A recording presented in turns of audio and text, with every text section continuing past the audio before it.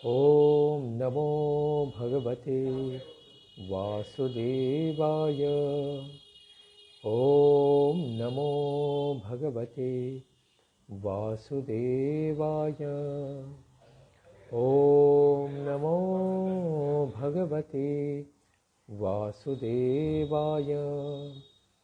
ॐ अज्ञानतिमिरान्धस्य ज्ञानाञ्जनशलाकया चक्षुरुन्मिलितं येन तस्मै श्रीगुरवे नमः। नमो ॐ विष्णुपादाय कृष्णप्रेष्ठाय भूतले श्रीमते भक्तिवेदान्त स्वामिन्निति नामिने। नमस्ते सारस्वते देवे गौरवाणी प्रचारिणे निर्विशेष शून्यवादी पाश्चात्यदेशतारिणे। नमो महावदान्याय कृष्णप्रेम प्रदायते कृष्णाय कृष्णचैतन्य नाम्ने गौरत्विषे नमः। हे कृष्ण करुणा सिन्धो दीनबन्धो जगत्पते गोपेश गोपिकान्त राधाकान्त नमोऽस्तुते। तप्तकाञ्चन गौराङ्गी राधे वृन्दावनेश्वरी वृषभानुसुते देवी प्रणमामि हरिप्रिये। वाञ्छाकल्पतरुभ्यश्च कृपा सिन्धुभ्य एव च पतितानां पावनेभ्यो वैष्णवेभ्यो नमो नमः। जय श्री कृष्ण चैतन्य प्रभु नित्यानंद श्री अद्वैत गदाधर श्रीवासादि गौर भक्तवृंद। हरे कृष्णा कृष्ण कृष्ण हरे हरे हरे राम राम राम हरे हरे। नारायणं नमस्कृत्य नरं चैव नरोत्तमं देवीं सरस्वतीं व्यासं ततो जयं मुदीरयेत्। हरे कृष्णा। सब भक्तों का स्वागत है इतवार के श्रीमद् भागवत के कथा में। हम श्रवण कर रहे हैं श्रीमद् भागवतम का दशम स्कंद। इसके अंतर्गत अध्याय दूसरा, भगवान देवकी और वसुदेव के द्वारा किस प्रकार प्रकट होने वाले हैं और गर्भस्थ स्थित ऐसे भगवान की देवताओं के द्वारा स्तुति, इसको आज हम श्रवण करेंगे। माता देवकी ने वसुदेव जी के मन के द्वारा हृदय से भगवान को प्राप्त किया और फिर अपने हृदय में उन्हें स्थापित किया। लेकिन जब वे भगवान उनके मन से उनके गर्भ में प्रवेश कर गए तो वे एक दीपक की तरह प्रकाशित नहीं हुई, क्योंकि कंस के द्वारा बंदी बनाए गए गृह में उन्हें रखा गया था। इसीलिए उदाहरण भी दिया है सुखदेव गोस्वामी ने कि कोई अगर ज्ञान खल व्यक्ति हो जो उसके पास ज्ञान होने पर भी संसार में उसका वितरण नहीं करता है, यानी सरस्वती माता उसके द्वारा संसार में प्रकाशित नहीं होती है, उसी प्रकार से खल हृदय वाला ऐसा कंस जिसके पास देवकी होने पर भी उसका जगत में सुशोभित होना संभव नहीं हो पाया, क्योंकि उसने उस प्रकार से उसे बंदी बना के रखा हुआ था। उसको देखकर कंस को बड़ा विस्मय हुआ कि यह पवित्र मुस्कान वाली और अपनी दिव्य कांति के द्वारा ऐसे प्रकाशित हो रही चमक रही है, यह इसका द्योतक है कि मेरा होने वाला काल, इसका 8वां गर्भ अभी प्रकट हो चुका है और शायद ये मुझे नाश करने के लिए अभी यहाँ पर तुरंत ही कुछ तो करने वाला है। इसीलिए इसके पश्चात क्या हुआ, इसको आज श्रवण करते हैं। किमद्य तस्मिन् करणीयमाशु मे यदर्थ तंत्रो न विहन्ति विक्रमम् स्त्रिया स्वसुर्गुरुमत्यावधोयम् यश श्रियं हन्त्यनुकालमायुः। अद्य, अब के समय में, तस्मिन् विषय, इस विषय में, मैं आशु किम करणीय, मुझे आशु यानी अभी के अभी तुरंत शीघ्रातिशीघ्र क्या करना चाहिए, क्योंकि वीर पुरुष स्वार्थवश भी अपने पराक्रम को कलंकित नहीं करते हैं। यत अर्थतंत्र विक्रमम न विहंति।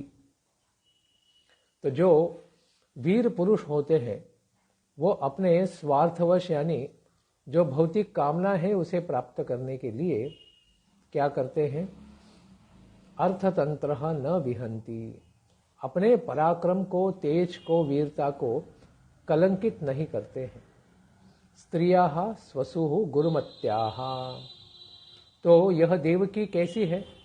पहले तो स्त्री है, दूसरा स्वसुः मेरी बहन है, तीसरा गुरुमत्या वो अभी गर्भवती है।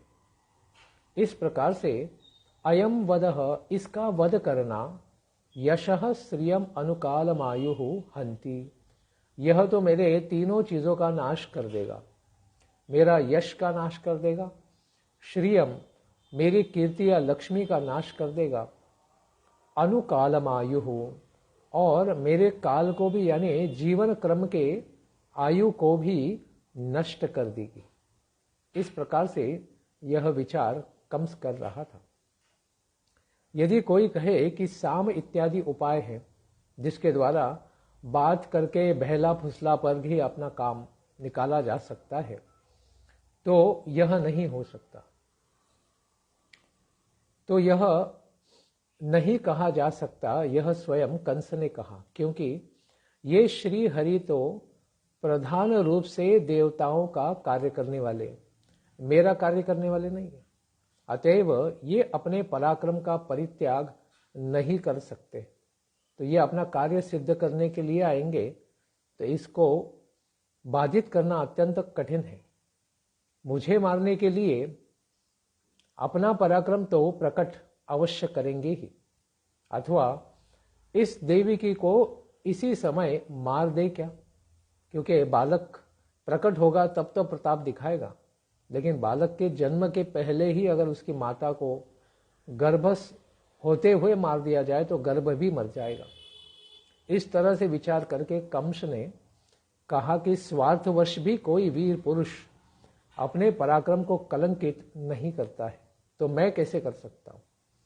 स्त्री का वध करने पर तो मेरे पराक्रम का ही नाश हो जाएगा, क्योंकि कहा गया है कि स्त्री अवध्या है, उसका वध नहीं करना चाहिए गलती करने पर भी। इसी बात को इस श्लोक से कहा गया है, क्योंकि वो खास करके मेरी बहन भी है और गर्भवती भी है। आगे वो सोचता है, य एष जीवन खलु संपरेतो वर्तेत योत्यंत नृशंसितेन देहे मृतेतं मनुजः शपन्ति गन्ता तमोन्धं तनुमानिनो ध्रुवम।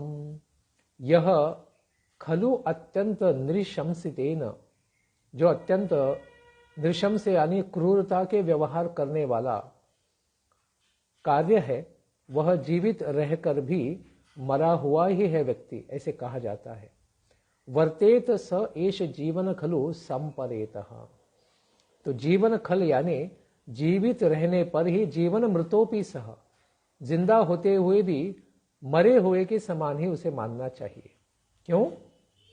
क्योंकि देहे मृते, जब देह मृत हो जाता है यानी आत्मा उस शरीर को त्याग देती है, वैसे सही मायने में देखा जाए तो देह तो हमेशा ही मृत है, लेकिन आत्मा होने के कारण वह देह हिलता है, डुलता है, बोलता है, चलता है। इसलिए देहे मृते, जब ये आत्मा देह को त्याग देगी तब मनुजाह शपंती, तो फिर मर जाने पर मनुजा यानी मनुष्यों के द्वारा फिर क्या होगा, शपंती, उसकी निंदा की जाएगी कि अरे कितना पापी था, यह अपने मृत शरीर को पालन करने के लिए ही दूसरों की मृत्यु का कारण बनता रहा। इसीलिए तनुमानिनः, क्यों? क्योंकि देहाभिमानी जो है, देह को ही स्वयं के आत्मा मानने वाले जो लोग हैं, अंधम तमः ध्रुवम गंता, ऐसे लोग तो निश्चित रूप से ध्रुवम कहाँ जाते हैं, अंधम अंधकार में ऐसे तमह तामसिक लोकों में यानी नरकों में जाते हैं और अवश्य ही जाएंगे, क्योंकि उनके कर्म ही ऐसे हैं कि अधो गच्छन्ति तामसः, तामसिक होने के कारण और कर्म भी तामसिक होने के कारण ऐसे तामस लोगों को ही प्राप्त करेंगे। इसीलिए कहा गया है कि जो पापी व्यक्ति होते हैं उनकी परिणति कहाँ होती है, तो श्री ईशोपनिषद में भी कहा गया है, असुर्या नाम ते लोका अंधेन तमसावृता।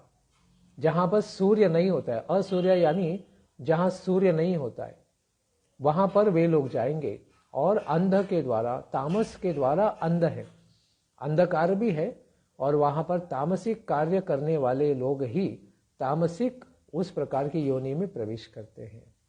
इसीलिए वह मनुष्य जीवित भी रहकर तो मरा हुआ ही है जो अत्यंत क्रूरता का व्यवहार करता है, क्योंकि जीते जी ही लोग उसकी निंदा करते हैं कि यार देखो कितना पाप करके ये जी रहा है, और मर जाने पर तो उसको देहाभिमानियों को प्राप्त होने वाले नरकादि लोकों की प्राप्ति अवश्य होगी।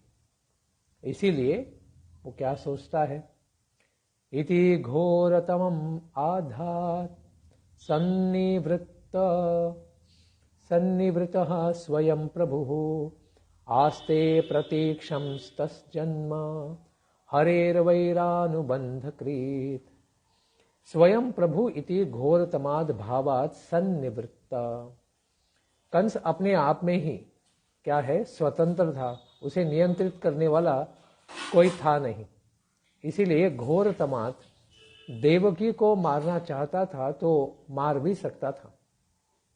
यह अत्यंत घोरतम कार्य था इससे, किंतु वह स्वयं इसका अत्यंत क्रूरता के विचार से विरत हो गया, क्योंकि यह विचार उसी को गलत लगने लगा, क्योंकि मेरी कीर्ति आयु का नाश करने वाला है और भविष्य को भी अंधकार में ढकेल देगा। इस प्रकार से सन्निवृत्तः पूरी तरह सम्यक रूपेण निवृत्त हो गया। हरि वैरानुबंधकृत, वह श्री हरि के वैर की भावना किए हुए था। तज्जन्म प्रतीक्षण आस्ते, ठीक है मेरा बैर तो भगवान से है, तो वो जब आ जाएगा तब उसे मैं देख लूंगा, तब तक मुझे अवश्य प्रतीक्षा करता हुआ वो रह गया कि जन्म लेने के बाद मैं उसका वध कर दूंगा। इस प्रकार उसने जब देवकी को मारने का विचार छोड़ दिया तब उसकी हालत क्या हो गई, इसको बताते हैं।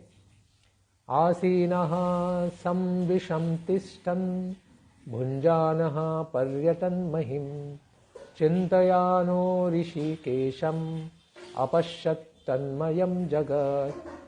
आसीनः यानी आसन के ऊपर बैठा हुआ, संविशन उसी प्रकार से आराम करता हुआ यानी अपनी शैया पर सोता हुआ, तिष्ठन वो कहीं पर बैठा हुआ हो कुर्सी में या अन्य किसी सिंहासन के ऊपर, भुंजानः खाते हुए, मही पर्यटन और पृथ्वी के ऊपर घूमते हुए, ऋषिकेशम चिंतयानः सदा सर्वदा भगवान ऋषि का नाम ईश, सारे इंद्रियों के स्वामी भगवान श्री कृष्ण का ही चिंतन कर रहा था। तन्मयम जगत अपश्यत, और उसने सारे जगत को ही परमात्मक रूप से देखना शुरू कर दिया, जो बड़े बड़े योगियों को भी देखना बड़ा दुर्लभता से प्राप्त होता है कि सर्वत्र भगवान की छवि को ही दर्शन करना। लेकिन भगवान की ऐसी कृपा रही कि द्वेष और क्रोध के कारण और भय के कारण कंस हमेशा भगवान का दर्शन सर्वत्र करने लगा। आईने में भी वो भगवान को ही देखने लगा। इसीलिए आगे क्या हुआ, ब्रह्मा भवश्च तत्रैत्य मुनिभिः नारदादिभिः देवैः सानुचरैः साकं गिरिभिर्वृषणमैडयम्। ब्रह्मा जी भवश्च, उसी के साथ भगवान शिव जी, नारद आदि, नारद मुनि और आदि देवर्षिगण, मुनि भी, और उन्हीं के साथ दूसरे मुनि और ब्राह्मण लोग, सानुचरैहि अनुचरों सहित, देवैहि देवों के साथ, साकम उन सब को मिलाकर, यत्र एत्यवृषणम गिरभिहि आईडनम आईडयन कंस के कैद खाने में आ गए। और आने के पश्चात उन्होंने क्या किया, गिरभिहि यानी अत्यंत सुंदर वाणी के द्वारा श्री भगवान की ऐडयन स्तुति करने लग गए। क्योंकि देवताओं का कार्य ही है कि भगवान की स्तुति के द्वारा ही वो हर सात्विक कर्म को सिद्ध करते हैं। अपने सारे कर्मों को भगवान को समर्पित भावना से जीते हुए ही सारे देवता अपना कार्य सिद्ध करते हैं। तो स्वयं साक्षात कृष्णस्तु भगवान स्वयं, अभी कोई अवतार नहीं, साक्षात अवतारी यानी अंशी ही प्रकट हो रहे हैं। इस प्रकार से ब्राह्मणों ने, देवर्षियों ने, भगवान शिव और ब्रह्मा जी भी वहां प्रकट होकर ऐसे भगवान की स्तुति करने लगे जो अभी संसार में प्रत्यक्ष रूप से दर्शन नहीं दे रहे, क्योंकि देवकी के गर्भ में ही थे। फिर भी उनका गुणगान करने के लिए प्रकट हो गए, क्योंकि प्रकट होने के बाद उनकी स्तुति करने के लिए उनकी लीला में प्रवेश करना उन्हें उनकी लीला में बाधा न हो जाए, इसलिए देवता प्रकट होने से पहले ही भगवान की स्तुति करने के लिए वहां पर आ गए। और स्तुति करने के लिए पहला ही श्लोक, जो सत्य श्लोक कहा जाता है, उससे शुरुआत करते हैं। सत्यव्रतम सत्यपरम त्रिसत्यम, सत्यस्य योनिम निहितम च सत्ये, सत्यस्य सत्यम ऋत सत्य नेत्रम, सत्यात्मकम त्वाम शरणम प्रपन्नः। हे प्रभु, हे स्वामी, सत्यव्रतम आप क्या है? आप सत्य संकल्प है। आपका संकल्प, मन का चिंतन मात्र ही सत्य होता है। आप जो भी इच्छा कर लेते हैं वो अवश्य ही सत्य होता है। त्रिसत्यम योनिम निहितम च सत्ये, आपकी प्राप्ति का श्रेष्ठ साधन सत्य ही है। योनि के द्वारा ही बालक का जन्म होता है, तो इसीलिए भगवान का जन्म कहाँ से होता है? तो बताते हैं कि आपका जन्म यानी आपकी प्राप्ति जो श्रेष्ठ साधन है वो सत्य ही है। सत्य के द्वारा ही भगवान को जाना जा सकता है, समझा जा सकता है और प्राप्त भी किया जा सकता है, असत्य के द्वारा नहीं। इसीलिए कहते हैं सत्यस्य सत्यम ऋत सत्य नेत्रम। आप सृष्टि से पूर्व, प्रलय के पश्चात तथा वर्तमान में भी, यानी त्रिसत्यम आदि मध्य अंते च सर्वत्र नारायण गीयते। वेदों में भी आदि में, मध्य में और अंत में भगवान नारायण का ही तो गुणगान किया जाता है। इसीलिए आप कैसे हैं? सत्य ऋत हैं। अंतिम में भी आप ही बच जाते हैं। सारा संसार आपके उदर में यानी पेट में ही आश्रय लेता है, लेकिन उसके पश्चात आप तो बचे ही रहते हैं, सृष्टि के पूर्व में भी और वर्तमान में भी और अंत के बाद भी। इसीलिए आप कैसे हैं? त्रिसत्य है, सदा सर्वदा विद्यमान है। सत्यात्मकम, आप में ही सत्य निहित है। त्वाम शरणम प्रपद्ये। सत्यात्मकम क्यों हैं आप? क्योंकि पंच महाभूत जिससे सारा संसार प्रकट है, उनके भी आदि कारण तो आप ही हैं। आपसे ही मत तत्व, प्रकृति प्रधान और सारे पंच तत्व भी प्रकट हैं। आप सत्य के भीतर तो अंतर्यामी रूप से विद्यमान है। ईश्वरा सर्वभूतानाम हृद्देशे अर्जुन तिष्ठति। सब जीवों के हृदय में विराजमान अंतर्यामी परमात्मा भी आप ही हैं। हमारे हृदय में भी परमात्मा रूप में आप ही विराजमान हैं।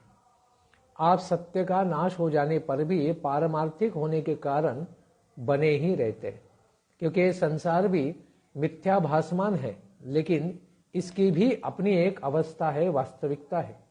लेकिन इसकी वास्तविकता न होने पर भी आप तो बचे ही रहते हैं। ऋत शब्द वाच्य सुरुनित वाणी, यानी अत्यंत सुंदर वाणी से और समदर्शन, ये दोनों आपके ही नेत्र हैं। आप सबको समान दृष्टि से देखते हैं और अत्यंत मधुर वाणी से आप भाष्य करते हैं, जो मधुरया गिरा, अत्यंत सुंदर वाचा के द्वारा और मेघ गंभीरता के साथ आप अपने वचन कहते हैं। इस तरह सत्य स्वरूप आपकी हम लोग शरणागति लेते हैं। आपके चरणों में हम क्या करते हैं? आश्रय लेते हैं, क्योंकि आपके चरण ही ऐसे हैं जो इस संसार में एक नौका है, जिसके द्वारा हम सारे संसार के दुखों को और भवाम्बुधि, ये भव सागर रूपी सागर को हम आसानी से पार कर सकते हैं। इसीलिए हम आपके जैसे सत्य चरण कमलों का ही केवल आश्रय लेते हैं। इसके आगे कहते हैं, एकायनोऽसौ द्विफलस्त्रिमूलश्च चतुरस पंचविध षडात्मा सप्तत्वगष्ट विटपो नवाक्षो दशश्छदी द्विखगो यादि वृक्षः। असौ, ये संसार कैसा है? आदि वृक्षः, इस शरीर रूपी वृक्ष की एकमात्र प्रकृति ही आश्रय है। एकायनः, इसके सुख और दुख दो प्रकार के फल है। द्विफलः, ये दो फल है। त्रिमूलः, और इसके तीन मूल है, तीन जड़ें हैं। कौन कौन सी? सत्वगुण, रजोगुण और तमोगुण, ये तीन मूल है। चतुरसः, चार रस हैं। कौन कौन से चार रस हैं? धर्म, अर्थ, काम और मोक्ष, यह चार पुरुषार्थ इस वृक्ष के चार रस हैं। पंचविधः, और इसके पांच प्रकार के क्या है? पंचेंद्रिय यानी ज्ञानेन्द्रिय है। यह ज्ञान के प्रकार है। कौन कौन से प्रकार है? इसकी चर्चा बाद में होगी।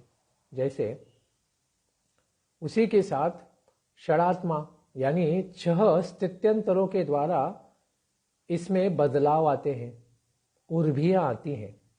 यही इसका स्वभाव है। जैसे पहला, पैदा होना यानी जन्म लेना। दूसरा, शरीर की बढ़ोतरी होना, बढ़ना। तीसरा, बदलना। चौथा, घटना। पांचवा, नष्ट हो जाना। इस प्रकार से इसका स्वभाव है। और इसी के साथ सप्तत्वक, इसको 7 प्रकार की छाल है, त्वचाएं हैं। कौन कौन सी? रस और रुधिर। रस यानी अन्न जो पचाया जाता है, उससे जो निकलता है उसे चाइल यानी रस कहते हैं। उससे फिर रुधिर यानी रक्त तैयार होता है, ये दूसरा है। उस रक्त से फिर मांस बनता है, फ्लैश, मसल्स बनते हैं। उसके बाद बनता है मेद यानी फैट।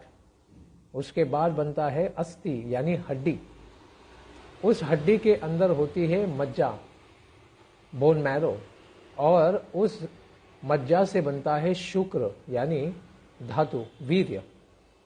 इस प्रकार से ये 7 प्रकार की त्वचाएं हैं इस शरीर के। अष्ट विटपः, और 8 विटप यानी विस्तृत शाखाएं हैं।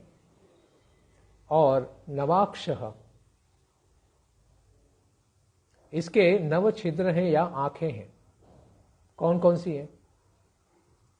तो मुख आदि जो है, मुख है, नाक है, आंखें हैं, कान है, जननेन्द्रिय है।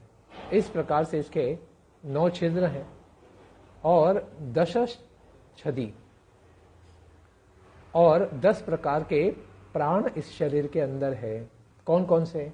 प्राण अपान, समान, उदान, व्यान, नाग, कूर्म, कृकल, कृकल, देवदत्त और धनंजय, यह 10 प्रकार के वायु प्राण है।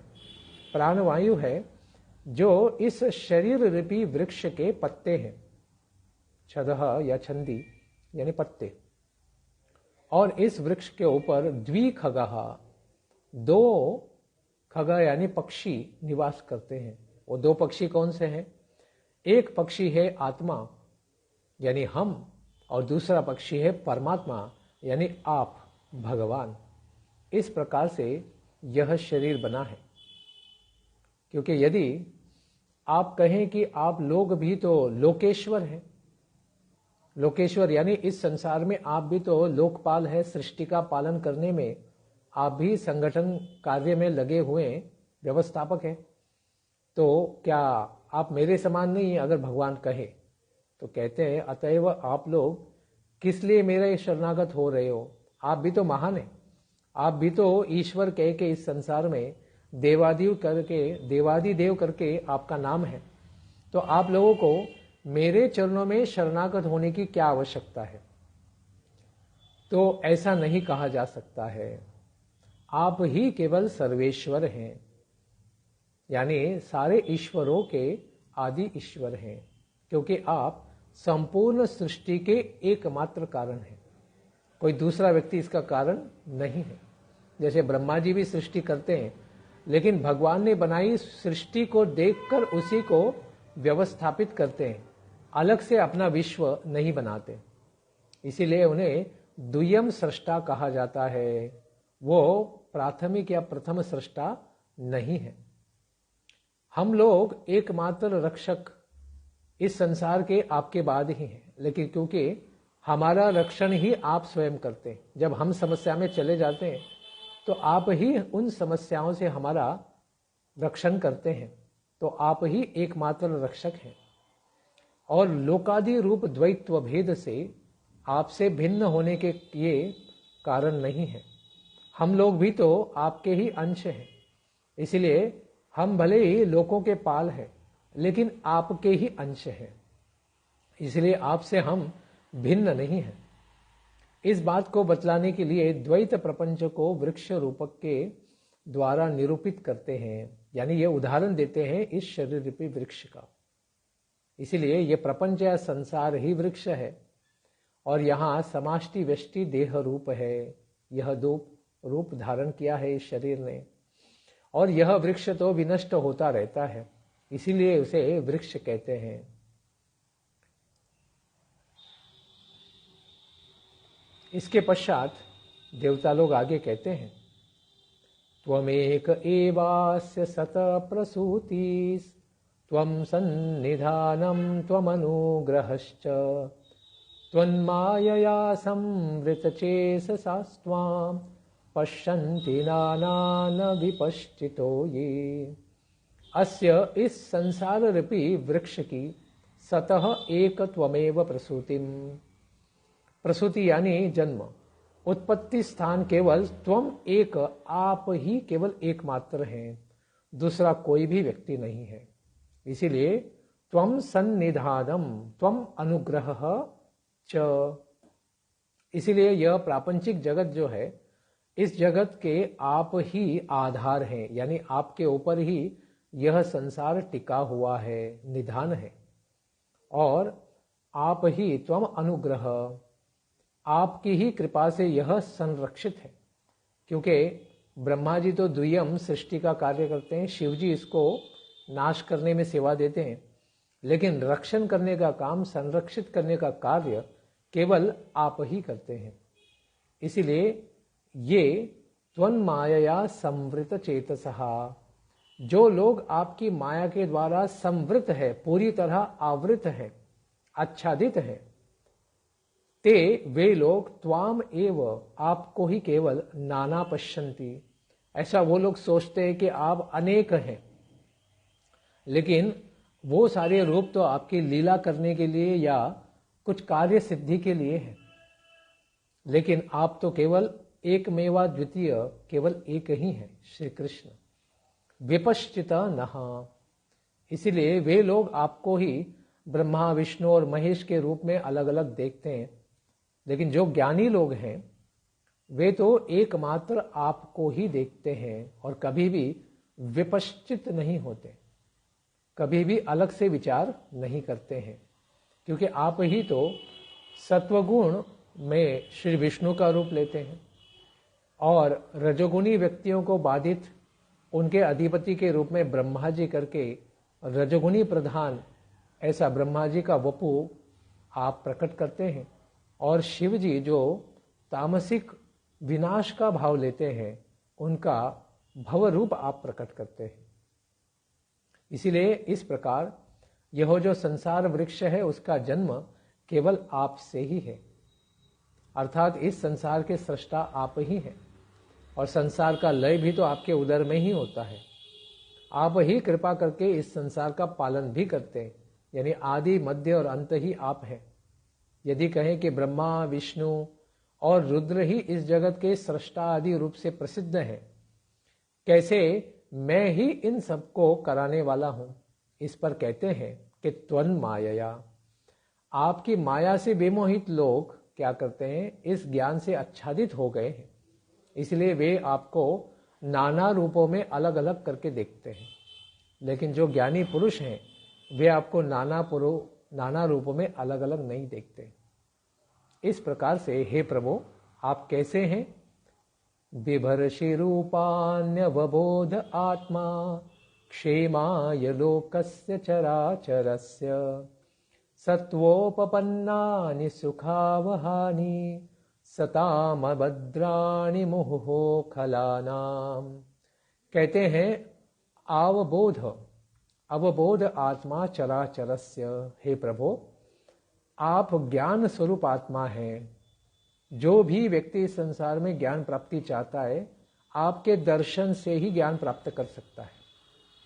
चराचरस्य, जो चर यानी अपने से चलने वाले हैं, और जो अचर यानी वृक्ष आदि हैं जो अपने से चल नहीं सकते, ऐसे लोकस्य, इन सब का कल्याण करने के लिए क्षेमाय रूपानि बिभर्षि, आप क्या करते हैं, अनेक रूपों को धारण करते हैं।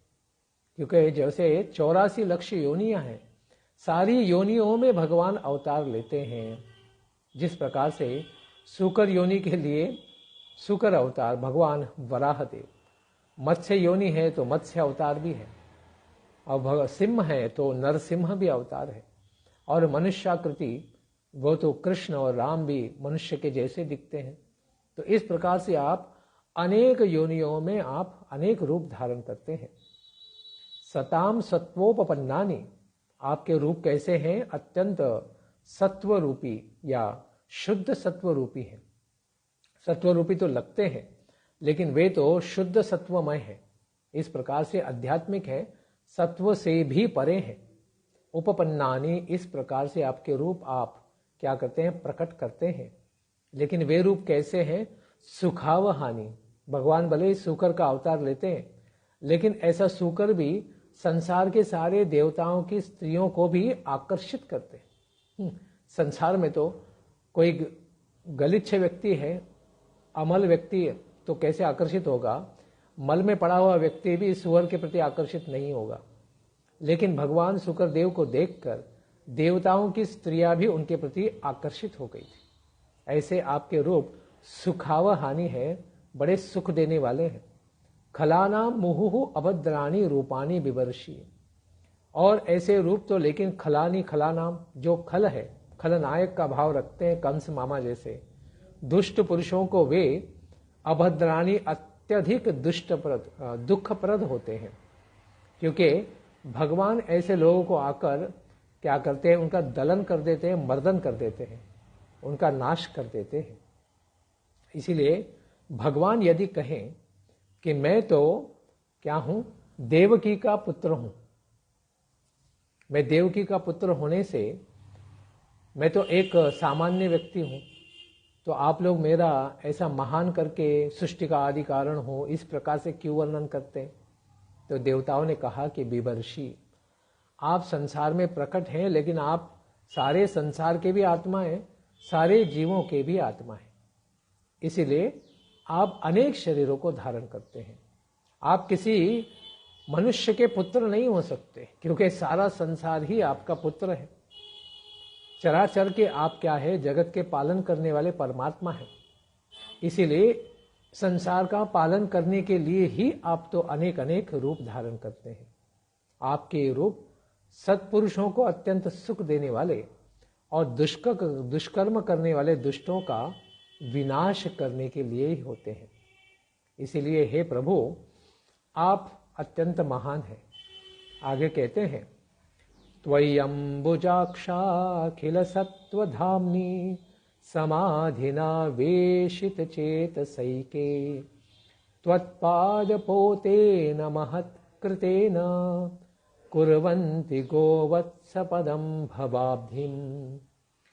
तो अभी इस संसार को हम कैसे पार कर सकते हैं, तो वही भाव को प्रकट करते हैं कि हे अंबुजाक्ष, अंबुज यानी जो जल से उत्पन्न होता है, तो वह है कमल।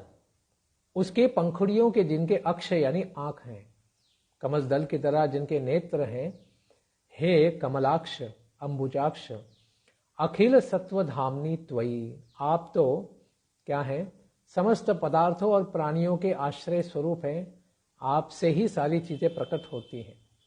एके समाधिना, और जो समाधि के द्वारा ही आविष्ट चेत सहा, आप में विरले ही लोग मन लगा पाते हैं, ध्यान धारणा समाधि लगा पाते हैं और अपनी चेतना को क्या करते हैं, आपके चरणों में ही लगा देते हैं।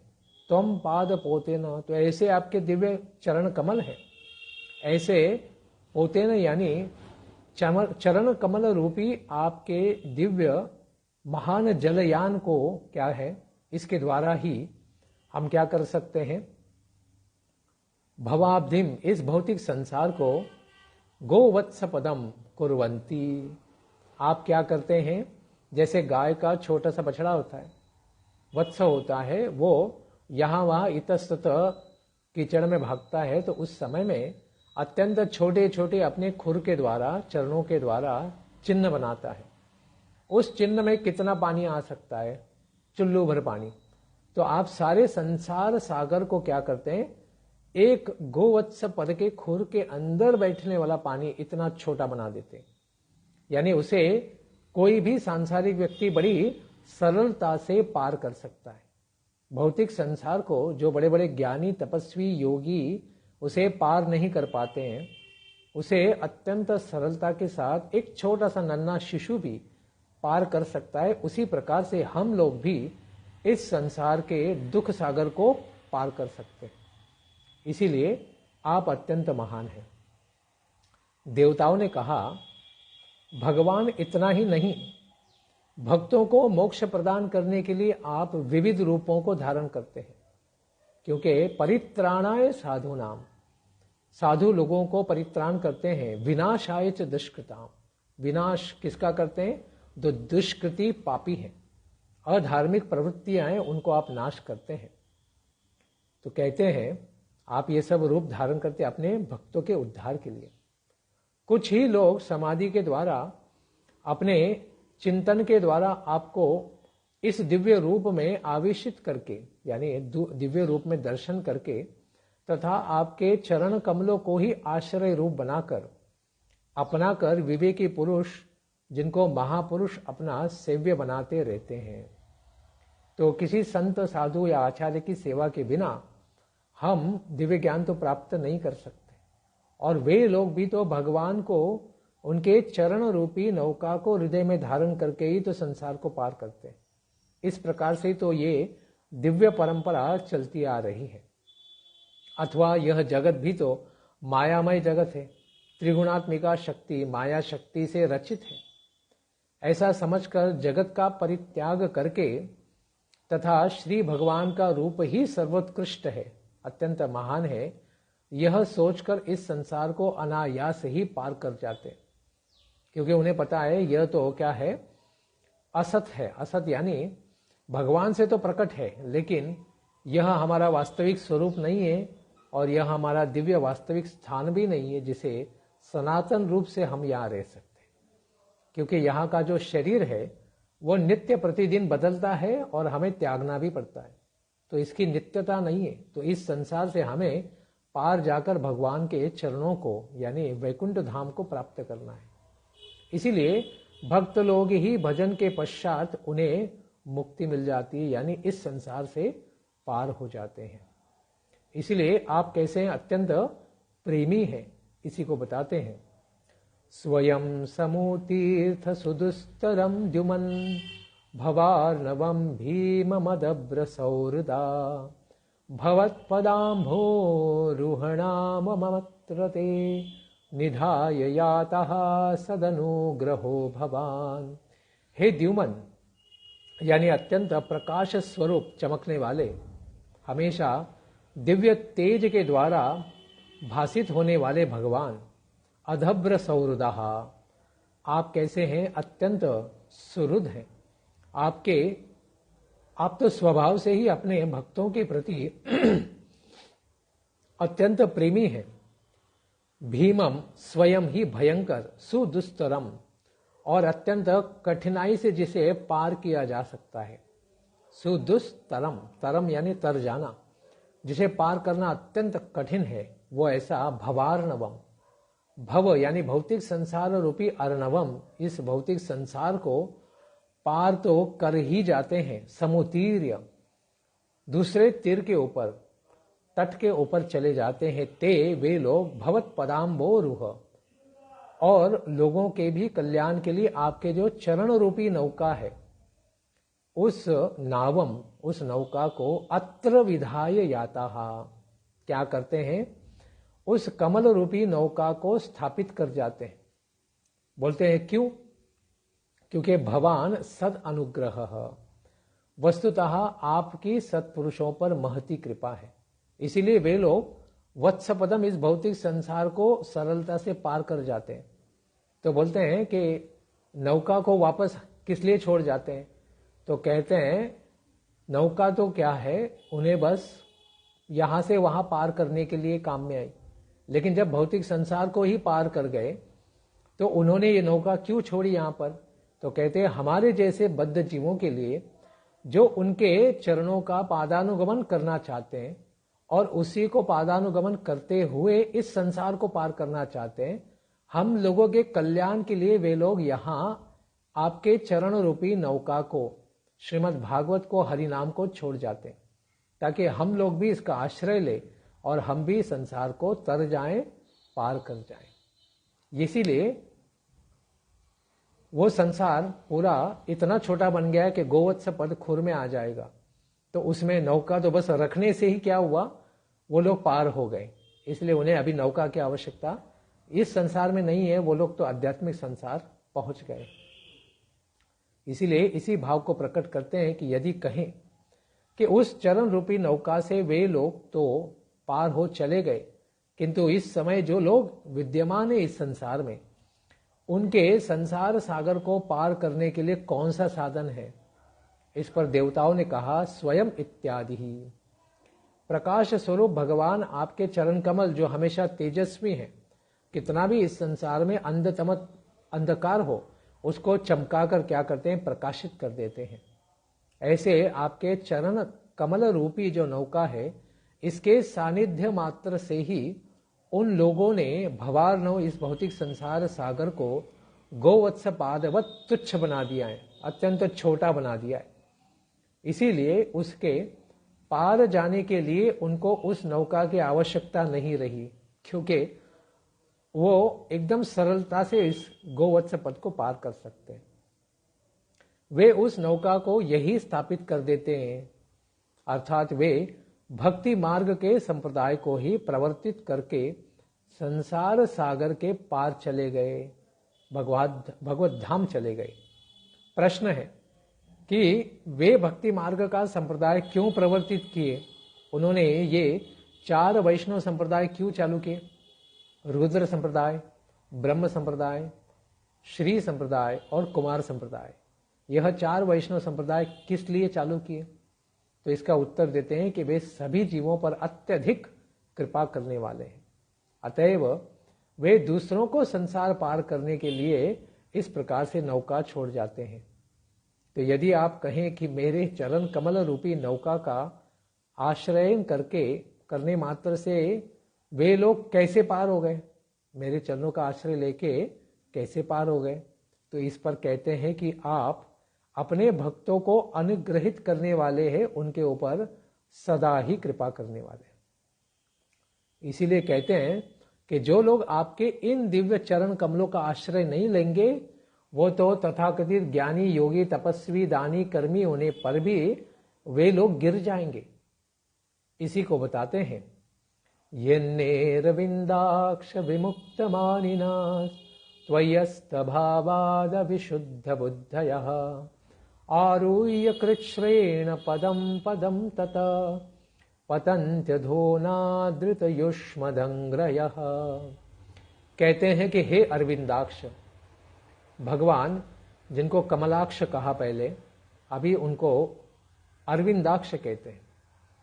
तो ऐसे कमल दल के द्वारा सुशोभित अत्यंत सुंदर जिनकी आंखें हैं, कमल दल की तरह ही पूरी तरह विस्फुरित होने वाले जिनकी मोटी मोटी बड़ी आंखें हैं, ये अन्य त्वयी, जो लोग आप में नहीं अन्य यानी किसी और में अगर वह बुद्धि लगाते हैं तो उनकी बुद्धि शुद्ध नहीं है। क्यों? अविशुद्ध बुद्धयः, उनकी बुद्धि शुद्ध नहीं है, उनके अंदर भी अज्ञान का मल है। इस प्रकार से वो शुद्ध बुद्धि नहीं है। क्यों? अनादृत युष्मद अंग्रयः, क्योंकि वे लोग आपके चरणों के प्रति आदर नहीं रखते हैं, श्रद्धा विश्वास या आश्रय नहीं रखते हैं। और फिर वो लोग स्वयं को क्या मानते हैं? विमुक्त मानिनः, स्वयं को केवल बड़ी कठिन तपस्या के द्वारा उन्नति को प्राप्त कर रहे हैं, या हम माया से मुक्त हो गए, सत्व रज तम से मुक्त हो गए, इस प्रकार से मानते हैं। कृच्छ्रेण परम पदम, और इस प्रकार से कोई उन्नत स्थान को प्राप्त किए, सत्यलोक में चले गए या ब्रह्मन तक भी चले जाने का प्रयास कर रहे हैं। आरुह्य, उस प्रकार से आरूढ़ होने पर भी ततः वहां से अधः पतंती, वे लोग उस पद से भी क्या होते हैं? पतित हो जाते हैं, च्युत हो जाते हैं, गिर जाते हैं। यदि कहें कि जो विवेकी पुरुष हैं, विवेक रखने वाले हैं, उन लोगों को मेरा भजन करने की क्या आवश्यकता है? वे तो स्वयं ही अपने ज्ञान योग तपस्या के द्वारा तो मुक्त हो जाएं, तो वे तो मुक्त हैं ही, तो उन्हें और मुक्ति की क्या आवश्यकता है? मेरे चरणों की क्या आवश्यकता है? तो इस पर देवताओं ने कहा ये अन्य। श्लोक में कहते हैं कि लोग यह मानते हैं कि मैं विमुक्त हूं, मुक्त नहीं है, मानते हैं केवल कि मैं मुक्त हूं। उनमें आपकी भक्ति की भावना नहीं होती है, आपकी भक्ति को उन्होंने प्राप्त नहीं किया है, क्योंकि वो लोग ये अन्य, आपसे किसी अन्य में उन्होंने श्रद्धा ली है, उनमें भक्ति का अभाव ही होता है, और उनकी बुद्धि भी कभी शुद्ध नहीं होती। उनकी वाद विवाद में भी विशुद्ध बुद्धि होती है, आप में नहीं। तो क्या करते हैं? तर्क करते हैं, क्या श्रेष्ठ है क्या नहीं, कर्म श्रेष्ठ है, ज्ञान श्रेष्ठ है, ज्ञान श्रेष्ठ है, भक्ति श्रेष्ठ है, इसमें तर्कवाद करते रहते हैं। ऐसे लोग मूढ़ा जन्मनि जन्मनि, वे अनेक जन्मों की तपस्या से यदि मोक्ष के सभी सदवंश ज्ञान इत्यादि को प्राप्त भी कर लेते हैं, बड़ी तपस्या और ज्ञान का सत्व का पालन करके कुछ प्राप्त भी कर लेते हैं, उसके पश्चात भी क्या होता है? वो लोग नीचे गिर जाते हैं। जैसे विश्वामित्र मुनि ने भी बड़ी तपस्या के बाद ब्रह्मर्षि पद पाने का प्रयास कर रहे थे, लेकिन उस पर भी वे लोग कितनी बार तो पतित हो रहे थे। जब उन्होंने भगवान श्री रामचंद्र का आश्रय लिया, तभी वो माया को पार कर सके। इसीलिए वो कहते हैं कि हे माधव, हे प्रभु, तथा न ते माधवतावका क्वचित् भ्रश्यन्ति मार्गात् त्वयि बद्ध सौहृदा त्वयाभिगुप्ता विचरन्ति निर्भया विनायकानि कपमूर्धसु प्रभो। हे माधव, यानी हे लक्ष्मी के पति, हे प्रभो, हे स्वामी, ये त्वयि बद्ध सौहृदाः, जो लोग आपके चरणों में क्या हो गए? सच्ची प्रीति के साथ जुड़ गए हैं। सौहृदाः, एकदम हृदय के साथ एकात्म होकर बद्ध आपके चरणों के साथ जुड़ गए। ते, वे लोग क्वचित मार्गात न भ्रश्यन्ति, जब आपके चरणों में यानी वैकुंठ के मार्ग पर लग चुके हैं, वे उस मार्गात, मार्ग से अपादाने पंचमी, न भ्रश्यन्ति, कभी भी भ्रष्ट नहीं होते, भ्रमित नहीं होते हैं, कभी भी उसको त्यागते नहीं है। लेकिन त्वया भी गुप्ता निर्भया विनायकानि कपमूर्धसु विचरन्ति, विघ्न डालने वाले और या डालने वालों की जो सेना है, उसके अधिपतियों के भी सिर पर वो लोग क्या करते हैं? निर्भया, अत्यंत निर्भय होकर, बिना डरे हुए क्या करते हैं, विचरण करते हैं, विचरन्ति, आगे बढ़ते हैं। कोई भी विघ्न उनके मार्ग में कभी भी रुकावट नहीं डाल सकते। जैसे हमने कथा में देखा है, चतुर्थ स्कंद में पृथु महाराज के यज्ञ में, खास करके चरमेन 100वें यज्ञ में स्वयं देवादिदेव इंद्र भी क्या कर रहे थे, पाखंड फैला रहे थे, अश्व को चोरी कर रहे थे।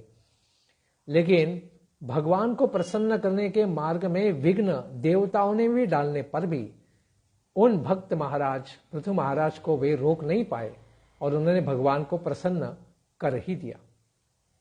इसीलिए कहते हैं विनायकानी, कितने भी ऐसे आपदाएं आ जाए, उनके मूर्धसु, उनके सर के ऊपर क्या करेंगे, अपने चरणों के द्वारा निर्भय होकर पैर रखकर आगे बढ़ जाएंगे। तो जो आपके भक्त जन हैं उनका कभी भी पतन नहीं होता है, खास करके भक्ति मार्ग से। इसी बात को ते कहते हैं कि नते माधवा, इस श्लोक से कहा गया है कि विघ्न करने वालों की सेना के सरदार भी आ जाए सामने तो उनके सर पर पैर रखकर निकल जाएंगे निर्भय होकर। जैसे ध्रुव महाराज के भी मृत्यु के समय में काल स्वरूप स्वयं मृत्यु उनके सामने आ गए, लेकिन उनके सर के ऊपर पैर रखकर उन्होंने वैकुंठ यान में प्रवेश किया और वे वैकुंठ धाम चले गए। यानी उन्होंने सारे विघ्नों को सर्वथा जीत लिया था। इसलिए हे भगवान, क्या करते हैं आप, इस संसार में क्यों अवतार धारण करते हैं, बताते हैं। सत्वं विशुद्ध श्रयते भवान स्थितौ शरीरिणां श्रेय उपायनं वपु वेद क्रिया योग तप समाधिभिः तवार्हणं येन जनः समीहते। स्थितौ भवान शरीरिणां श्रेय उपायनं वपुः विशुद्धम सत्वम श्रयते। हे प्रभु, भगवान आप क्या करते हैं, संसार की स्थिति काल में, स्थितौ, इस संसार की स्थिति काल में समस्त शरीरिणाम, शरीरधारियों को श्रेय परम, बड़े लंबे समय तक शाश्वत इस प्रकार से कल्याण प्रदान करने के लिए, उनका क्षेम कल्याण करने के लिए उपायनम, उपाय रूप में ही आप क्या करते हैं, विशुद्धम सत्वम श्रेयते। आप विशुद्ध सत्वमयी, यानी सत्वगुण से भी परे आध्यात्मिक विशुद्ध सत्व रूप में आप क्या करते हैं, अवतार धारण करते हैं। ये न जनहा, जिसके द्वारा आप क्या करते हैं, उन रूपों के द्वारा जनहा, आपके भक्त जनों को योग तप समाधि भी, वेद कर्मकांड और अष्टांग योग तपस्या तथा समाधि के द्वारा जो लोग क्या करते हैं, आपके दर्शन के लिए आकांक्षी है, प्रयत्न करते हैं, लेकिन तवार्हणम समीहते, बिना किसी आश्रय के वे किसकी आराधना करेंगे। समाधि लगाएंगे तो किसके ऊपर लगाएंगे, तप करेंगे तो उसके लिए शक्ति कहां से प्राप्त करेंगे कि हम लंबे समय तक तप कर सकें। और अगर भजन भी करना चाहे तो भजन किसका करें, और वेद पढ़कर भी किसे जानना चाहेंगे तो आपको ही। और कर्मकांड के द्वारा भी जो अलग अलग स्थितियों को प्राप्त करना चाहते हैं तो किनके आशीर्वाद के द्वारा प्राप्त करेंगे, या अष्टांग योग के द्वारा किसके ऊपर समाधि लगाएंगे। तो आपके बिना तो दूसरा कोई भी आश्रय स्थान इन लोगों को कभी प्राप्त ही नहीं। इससे पहले के श्लोक में कहा गया है कि आप तो सत्व पुरुषों को सुख प्रदान करने वाले दिव्य शरीर धारण करते हैं। तो प्रश्न होता है कि श्री भगवान के वे रूप किस प्रकार से सुखद होते हैं, किस प्रकार से आनंद देने वाले होते हैं। इस प्रकार की अपेक्षा होने पर देवताओं ने अभी कहा सत्वम विशुद्धम। मुख्य वाक्य तो है सत्वम वपुः श्रयते। आप क्या करते हैं, श्रेय उपायनम, अर्थात उस प्रकार के शरीर कर्मों के फल को प्रदान करने वाले होते हैं आप। और लेकिन आप कैसे फलप्रद होता है, यानी किस प्रकार से ये सब लाभ प्राप्त हो सकते हैं, तो इसका उत्तर है कि उसी शरीर के माध्यम से आपके भक्त आपकी आराधना करते हैं। भले ही भौतिक शरीर उन्हें प्राप्त है, लेकिन सत्वम वपुः श्रयते, आपने जो विशुद्ध सत्वमयी रूप शरीर यानी अवतार धारण किया है, उसका चिंतन मनन भजन करने से ही भौतिक संसार के भौतिक शरीरों को पार कर जाते हैं। इस प्रकार से क्या करते हैं, वे लोग आपकी आराधना करते हैं, पूजा करते हैं। फिर प्रश्न होता है कि किन साधनों से आराधना करते हैं, किस चीज का उपयोग करके आपकी आराधना करते हैं। तो उत्तर देते हैं कि वे लोग वेद हैं, कर्मकांड है, तपस्या है, समाधि है, भजन है, इसके द्वारा चारों आश्रमों के धर्मों को धारण करते हैं। वेदों को धारण करते हैं, कर्मकांड को तो गृहस्थ लोग धारण करते हैं, तपस्या को वानप्रस्थी, वेदों को ब्राह्मण यानी ब्रह्मचारी धारण करते हैं, और समाधि को आपके सन्यासी भक्तगण धारण करते हैं। यदि आप इस प्रकार से शरीर वपु अवतार धारण न करें तो आश्रय के अभाव में न तो कोई आराधना कर पाएगा और न ही कर्म फलों की सिद्धि भी कभी हो पाएगी। तो लोगों के कर्म भी सिद्ध नहीं हो पाएंगे। इसीलिए हे भगवान, आपका दर्शन प्राप्त करने से ही तो हम इस संसार के दुखों को पार कर सकते हैं। तो हे प्रभु, आपकी बड़ी कृपा है। इसीलिए आगे कहते हैं, सत्वं न चेद्धातरिदं निजं भवेत् विज्ञानमज्ञानभिदापमार्जनं गुण प्रकाशैरनुमीयते भवान् प्रकाशते यस्य च येन वा गुणः। हे धातः, हे प्रभु, आप सबके विधाता हैं, सबके दैव को आप ही निर्धारित करने वाले हैं। यदि इदम विज्ञानम अज्ञान भिदाम मार्जनम सत्वम न स्यात्, अगर आपका यह विशुद्ध सत्वमयी विज्ञानमयी यह दिव्य सत्वमयी रूप न रहे तो फिर अज्ञान भिदापम, अज्ञान तथा उसके द्वारा होने वाले भेद आदि जो दृष्टि है कि मैं ये शरीर हूं, दूसरे का शरीर अलग है, दूसरा व्यक्ति मुझसे भिन्न है, इसीलिए इच्छा द्वेष हो जाता है। इस प्रकार के भेद को विनष्ट करने वाला अपरोक्ष ज्ञान किसी को भी नहीं हो पाएगा। गुण प्रकाशी भवान अनुमीयते न स्यात्। जगत में प्रतीत होने वाले जो 3 गुण हैं वो भी तो आपने ही प्रकट किए हैं और आपके ही द्वारा प्रकाशित भी होते हैं। अगर आप उनको शक्ति न दे तो इस संसार में किसी जीव को वो बाधित भी नहीं कर पाएंगे।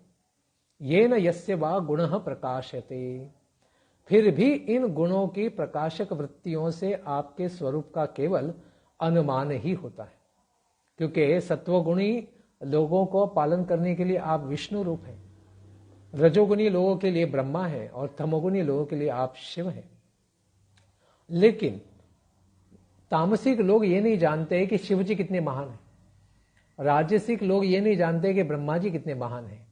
उसी प्रकार से सत्वगुणी प्रदान होने पर भी देवता लोग, सत्वगुणी लोग भी भगवान विष्णु को पूर्णतया नहीं समझ सकते हैं। इस प्रकार से वो लोग आपके बारे में क्या, सिर्फ गुण प्रकाशते, उन गुणों में जितनी मात्रा है, जितना ज्ञान प्राप्त हो सकता है उतना ही वे लोग प्राप्त कर सकते हैं, पूरी तरह आपको नहीं समझ सकते हैं। इसलिए केवल आपके बारे में अटकेलियां लगाते हैं, केवल अनुमान ही लगाते हैं। आपके वास्तविक स्वरूप का ज्ञान उन्हें नहीं हो पाता है। आपके स्वरूप का साक्षात्कार तो आपके इस विशुद्ध सत्वमय स्वरूप की सेवा करने से ही, केवल आपकी कृपा से ही, अनुमीयते भवान अनुमीयते, आपकी कृपा से ही, येन यस्य वा गुणः प्रकाशते, आपके दिव्य गुणों को प्रकाशित किया जा सकता है, समझा जा सकता है। इसीलिए कहते हैं त्वयि अंबुजाक्ष। इन श्लोकों के द्वारा कहते हैं कि देवता लोग ने कहा कि भगवत भक्तों को ही मोक्ष की प्राप्ति होती है, दूसरे लोगों को नहीं प्राप्त होती। ज्ञानी हो, तपस्वी हो, इन लोगों को प्राप्त नहीं होती। उसमें भी कर्मों के फल की प्राप्ति भक्ति के बिना नहीं होती। अगर कोई कर्मकांड के द्वारा भी स्वर्ग में जाना चाहे तो उसमें अगर भक्ति भावना नहीं है तो वो लोग स्वर्ग में भी नहीं जा सकते। किंतु मोक्ष तो केवल ज्ञान से ही होता है, उसमें भक्ति की क्या आवश्यकता है, अगर ऐसा कोई कहे तो। इस तरह से वासना से युक्त लोगों के प्रति देवताओं ने सत्वम न चेत, इस प्रकार से श्लोक कहा है। अर्थात हे परमात्मन, सारे जगत के और हमारे हृदय के भी परमात्मा, यदि सत्व, यदि आपका अपना शरीर नहीं होता, आपका यह दिव्य वपु नहीं होता, तो फिर विशिष्ट अपरोक्ष ज्ञान नहीं होता, यानी प्रत्यक्ष ज्ञान तो होगा ही नहीं। इस श्लोक का यह अन्वय है। प्रश्न है कि वह ज्ञान कैसा है, तो इसका उत्तर देते हैं कि अज्ञान भिदाप मार्जनम, अर्थात अज्ञान और अज्ञानजन्य जो भेद है, इन दोनों को दूर करने वाला है, अथवा अज्ञान को विनष्ट करने वाला जो विज्ञान है वह तो नष्ट हो ही गया है। अज्ञान को विनष्ट करने वाला जो विज्ञान है उसकी तो आवश्यकता होती है। यदि कहें कि जड़ों की बुद्धि इत्यादि का जिससे प्रकाश होता है, वह जो जिसको जड़ बुद्धि है, ज्यादा ज्ञान नहीं है, उसे प्रकाश यानी दिव्य ज्ञान प्राप्त हो सकता है, वह ब्रह्म ज्ञान तो रहता ही है, जो निराकार ज्ञान है।